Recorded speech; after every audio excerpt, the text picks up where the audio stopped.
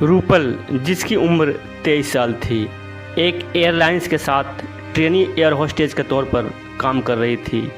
सब कुछ ठीक चल रहा था, लेकिन एक दिन अचानक उसने फ़ोन उठाना बंद कर दिया और ना ही वो घर वालों को फ़ोन कर रही थी।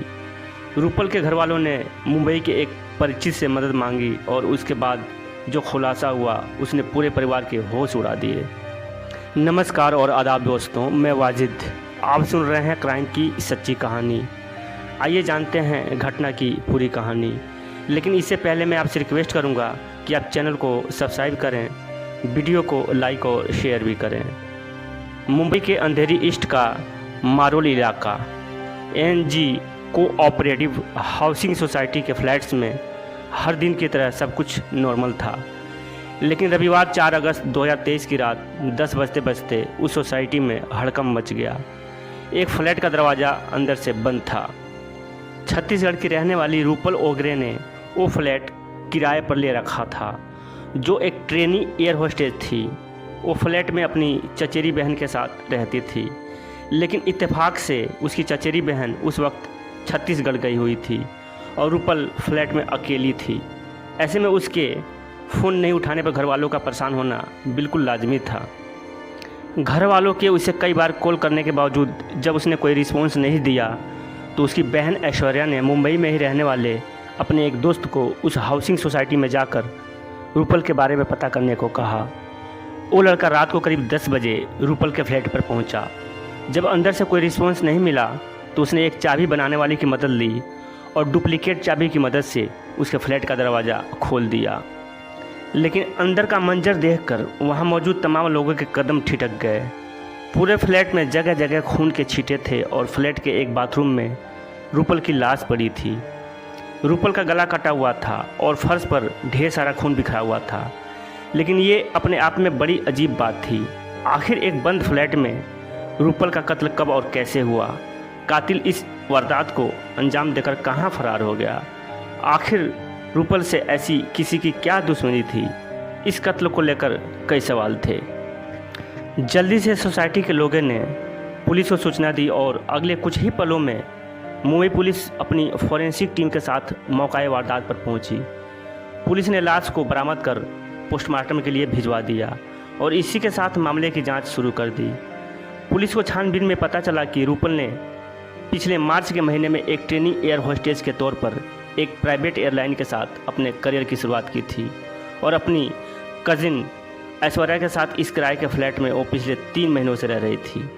ऐश्वर्या किसी काम से हफ्ते भर पहले ही रायपुर अपने घर गई थी।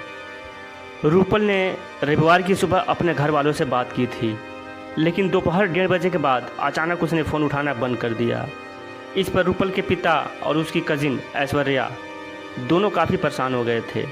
आखिरकार उन्होंने 9 बजे मुंबई में एक लड़के से रूपल के बारे में पता करने को कहा, जो रूपल की कजिन का दोस्त था। कत्ल की बात सामने आने के बाद पुलिस ने मामले को सुलझाने के लिए 8 टीमें बनाई और सभी टीमों को अलग अलग जिम्मेदारी सौंपी गई। रूपल के घर वालों से बातचीत करने के बाद एक बात तो साफ हो चुकी थी कि रूपल का कत्ल सुबह 10 बजे से दोपहर 1-1:30 बजे के बीच ही हुआ था। ऐसे में पुलिस की एक टीम ने सोसाइटी में लगे CCTV कैमरों की जाँच शुरू की और विजिटर रजिस्टर को खंगाल कर ये पता करना शुरू किया कि इस दौरान सोसाइटी में खासकर रूपल की फ्लैट की तरफ कौन कौन से लोग आए और गए। पुलिस ने 35 ऐसे लोगों की पहचान की जो सुबह 10 बजे से दोपहर 1:30 बजे तक सोसाइटी में आए थे। लेकिन इन सभी 35 लोगों से पूछताछ करने पर पुलिस को कुछ भी संदिग्ध नहीं लगा। यानी पुलिस को इन 35 लोगों में से किसी एक पर भी वारदात में शामिल होने का शक नहीं हुआ। अब पुलिस ने सोसाइटी के सिक्योरिटी गार्ड्स और हाउसकीपिंग स्टाफ के बारे में पता करना शुरू किया। इस कोशिश में पुलिस को 35 साल के एक सफाई कर्मी विक्रम अटवाल पर शक हुआ। विक्रम सुबह करीब 11:30 बजे रूपल के फ्लैट वाली बिल्डिंग के अंदर गया था, लेकिन हैरानी की बात ये थी कि वो बिल्डिंग से करीब 2 घंटे बाद यानी 1:30 बजे बाहर निकला। यहीं से पुलिस का शक उस पर गहरा गया। एक हैरानी की बात ये थी कि विक्रम के हाथ और गले में चोट के ताज़ा निशान थे, लेकिन ये निशान कैसे आए इसका कोई सही जवाब उसके पास नहीं था। पुलिस ने CCTV फुटेज में देखा कि विक्रम अपनी सफाई कर्मी वाली ड्रेस में ही ड्यूटी पर पहुंचा था, लेकिन लौटते वक्त उसने दूसरे कपड़े पहन रखे थे। ये बात भी शक पैदा करने वाली थी। ऐसे में पुलिस ने विक्रम को हिरासत में लेकर पूछताछ शुरू की और जल्द ही इस कत्ल का राज खुल गया। रूपल का कातिल कोई और नहीं बल्कि विक्रम अटवाल ही था।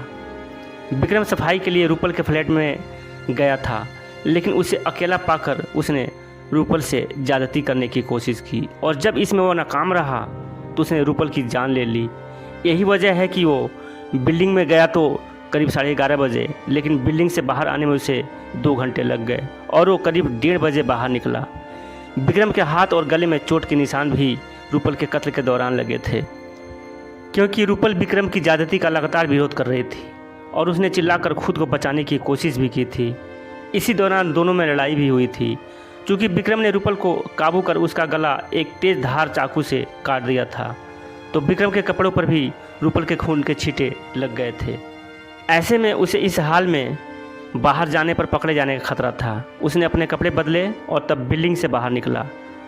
पुलिस की माने तो वारदात को अंजाम देने के दूसरे दिन यानी सोमवार को वो बिल्कुल नॉर्मल तरीके से अपनी ड्यूटी पर वापस लौटा था ताकि किसी को उस पर शक ना हो। लेकिन तब तक पुलिस टेक्निकल सर्विलांस के सहारे उसके बारे में जानकारी जुटा चुकी थी। पुलिस की पूछताछ में पहले तो वो अपना जुर्म कबूलने से कतराता रहा, लेकिन सवालों से घिरने पर उसने अपना जुर्म कबूल कर लिया। विक्रम का कोई पुराना क्रिमिनल रिकॉर्ड नहीं है। वो शादीशुदा है और उसके 2 बच्चे भी हैं। उसकी पत्नी भी उसी बिल्डिंग में हाउसमेड के तौर पर काम करती है। विक्रम को पुलिस ने गिरफ्तार कर लिया है और उम्मीद है कि कानून उसे कड़ी से कड़ी सज़ा सुनाएगी। ये कहानी यहीं ख़त्म होती है। तब तक के लिए नमस्कार और आदाब। चैनल को सब्सक्राइब करें, वीडियो को लाइक और शेयर करें।